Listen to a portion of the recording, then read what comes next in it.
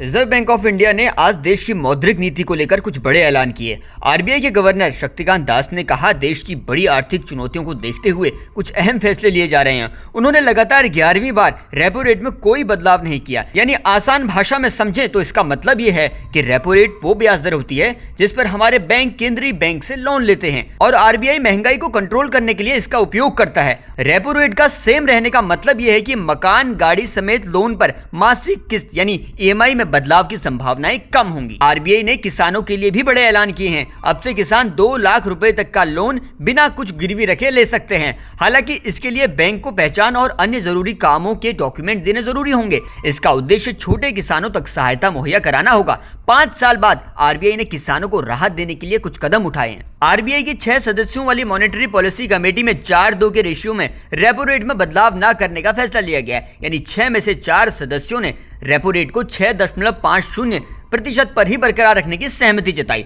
RBI governor Shaktikanta Das ने कहा, मौद्रिक नीति का व्यापक प्रभाव होता है। समाज में हर क्षेत्र के लिए कीमत स्थिरता जरूरी है और हम आर्थिक वृद्धि को ध्यान में रखते हुए काम कर रहे हैं। साथ ही उन्होंने कहा, आरबीआई अपनी मौद्रिक नीति रुख को तटस्थ भी बनाए रखेगा। इसके साथ ही आरबीआई ने मौजूदा स्थिति को देखते हुए आर्थिक वृद्धि दर के अनुमान को 7.2% से घटाकर 6.6% कर दिया। आज आरबीआई ने डिजिटल फ्रॉड को रोकने के लिए भी आर्टिफिशियल इंटेलिजेंस का इस्तेमाल करना शुरू करने की घोषणा की है। आपको बता दें कि आर्टिफिशियल इंटेलिजेंस के इस यूज से फर्जी बैंक खातों की जानकारियां मिल पाएंगी और रिजर्व बैंक की तरफ से भी डिजिटल फ्रॉड को रोकने और उसे कम करने के लिए MuleHunter.aitm नाम से innovative AI ML based model develop किया गया है, जिसका काम बैंकों में डिजिटल फ्रॉड को कम करना और उनके खिलाफ कड़ी कार्रवाई करना भी होगा। आरबीआई की मौद्रिक नीति के बारे में आपके सुझाव कमेंट बॉक्स पर लिखिएगा और देश और दुनिया की खबरें आसान भाषा में जानने के लिए जुड़े रहिए जनसत्ता के साथ।